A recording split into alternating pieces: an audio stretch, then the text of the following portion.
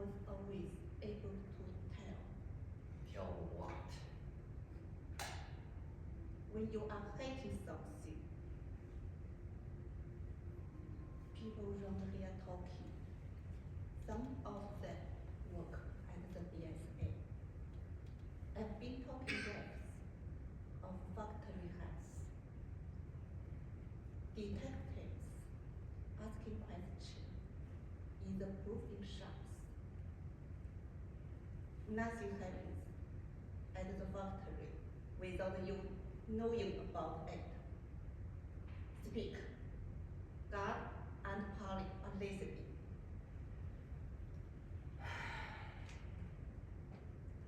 It was meant to be routine. I had a buyer in London for some motorcycles. I asked my men to steal me 4 backstage patrol engines. I guess my men were drunk. There was a steel inside. Factory makes train line gin. They pick up the wrong freaking crate. So, what was your crate? The boy delivered to Charlie's yard as agreed. They must have taken it from the proving bay instead of export bay. Inside the crate, we found 25 Lewis machine guns with 10,000 round ammunition, 15 semi-automatic rifles, and 100 pistols with shells. Jesus, Tommy!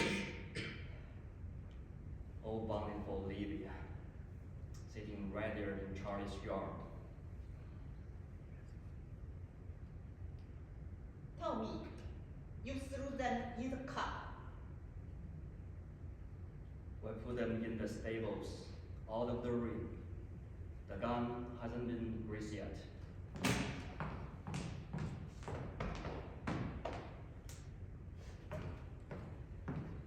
That's why they sent call from Belfast. Maybe, maybe not.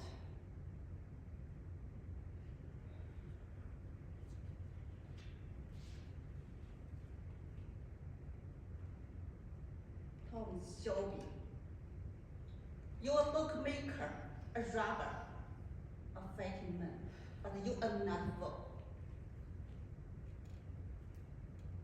You sell those guns to anyone who has used them, you will have. Dump them somewhere. The police can find them when they know they haven't fallen into the wrong hands. Perhaps this will blow over. Tell Charlie, dump them tonight. No, he wouldn't move country bonds around under a full moon. 3 days until it wins. And then you will do right thing. You have your mother, common sense, and your father, diamond. I see them fighting. Let your mother win.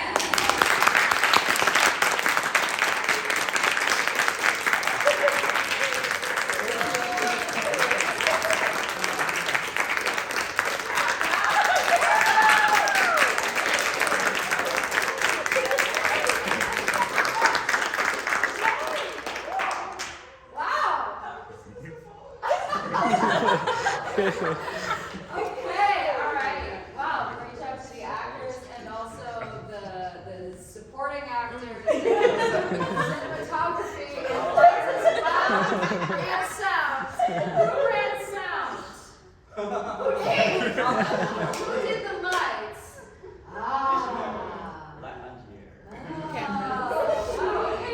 Okay, all right. So our thoughts on this scene? Yes, Mateo and then David.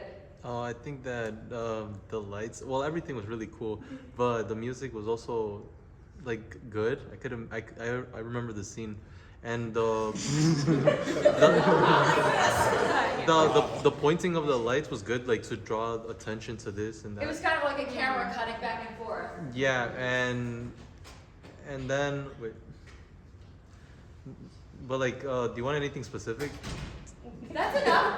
That starts us off. Okay. Yeah, and if anything else comes to mind, we'll hear from you. Yes. David, yeah. Just to add on to what Mateo said, I loved how the lighting came out. I'm glad you listened to what I kind of suggested. And I like the pacing that you guys had with the lights. Well, like you kind of, if I think, you said a sentence, he switched in, you said the full sentence, and it went like that for a while. Clara and then Ashley got a lot, yeah. I kind of want to like draw parallels with the previous scene. I mean the scene before the previous scene. The other scene from Peaky Blinders, yeah. Like, I guess they kind of portrayed Tommy like a bit differently. Yeah.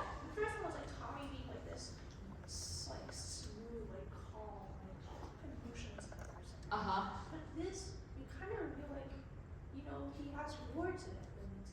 Like, you know, he has a family. And you know, like he's really you know, he's serious trouble, but he's still like has sort of conscience that was on his mind, right? Yeah. I can see everyone in the last parts.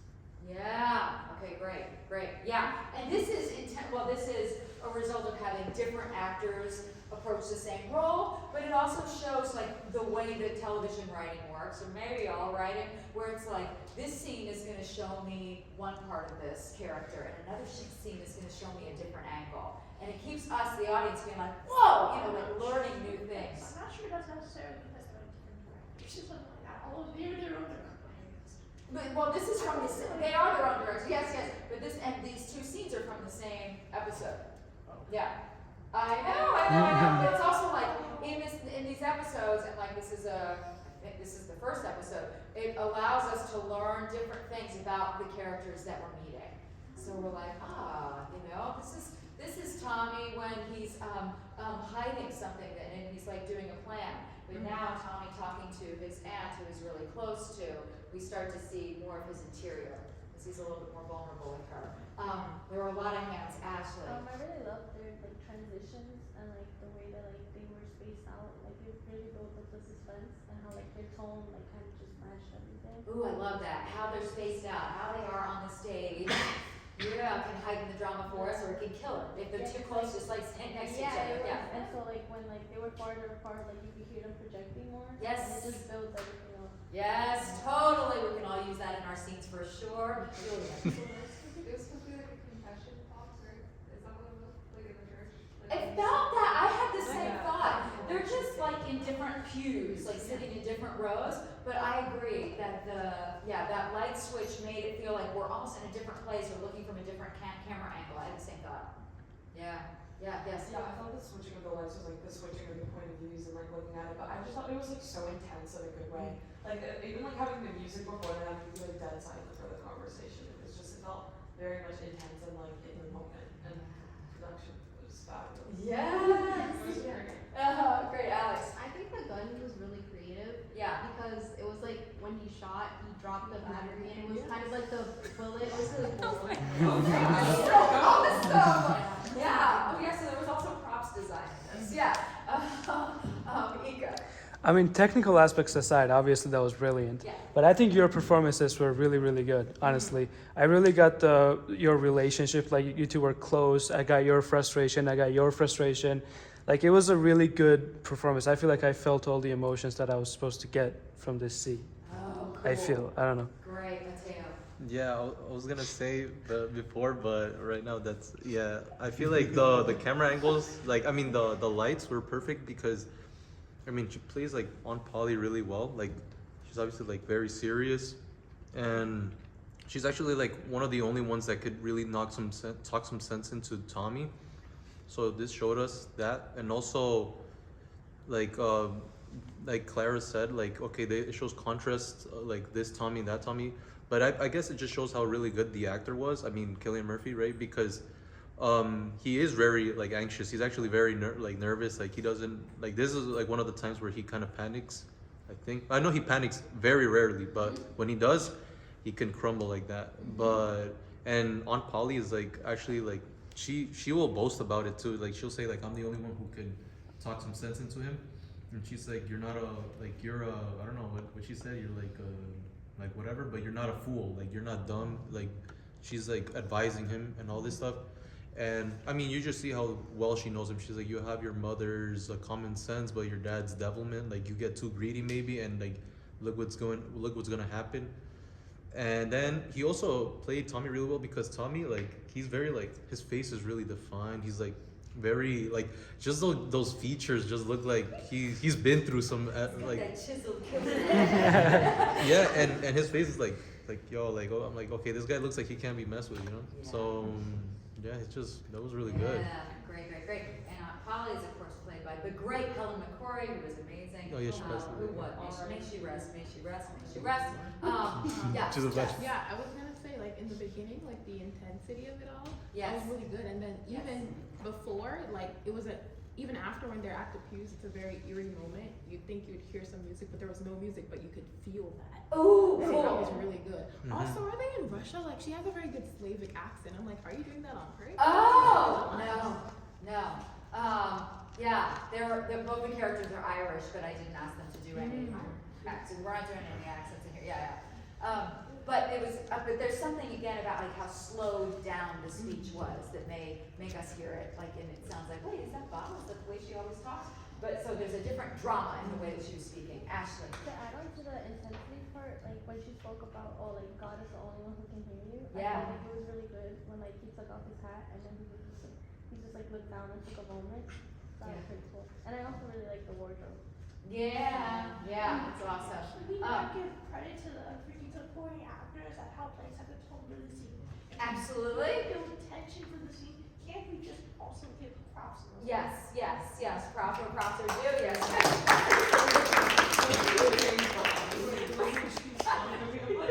Hello. Potato. I was gonna say something and I just forgot. Okay, I saw your face go back. What was it going on? Israel. I just like love the entire scene, the wardrobe. Yeah, we can talk about this, right? Yeah. And like I could not stop smiling because it felt like an actual like detective movie.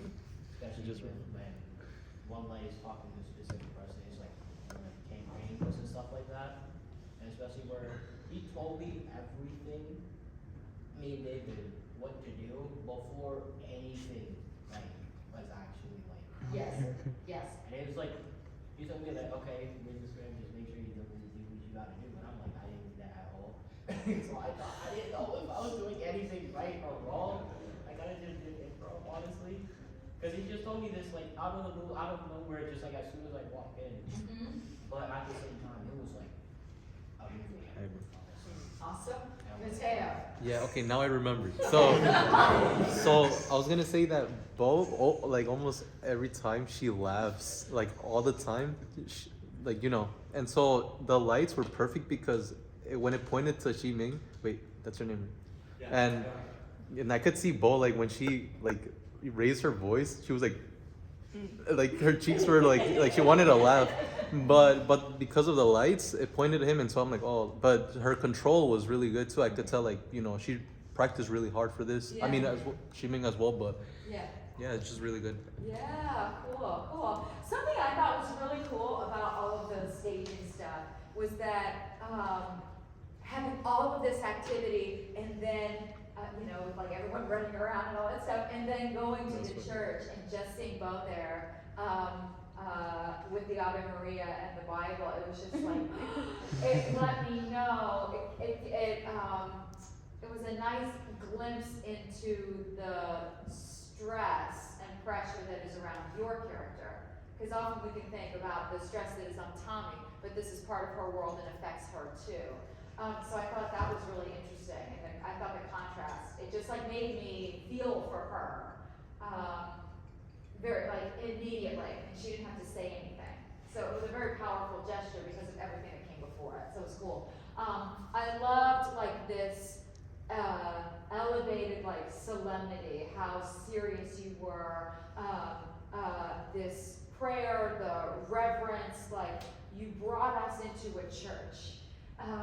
Just by the way that you were behaving, even though we have, like, look at this terrible furniture, like, I love all of this, I love it so much, like, it's so fake, but it's so fake, but because of the way you're acting, we're all like, oh my God, you know, like, I'm there with you, so I loved that, and then you two keeping it so elevated and serious, like, that was really wonderful. I liked how slowly the dialogue went. Everything was clear, it was deliberate. I felt like it was hard for you guys to express these things to each other. It was like, we don't want to have an all-out argument. We can't have an argument here in this public place in this church. We have to keep it a secret. We have to make things look kind of calm. So like, how do you have an intense conversation without being visibly intense, and we could feel your intensity? That was really cool. Mateo. Yeah, I'm sorry.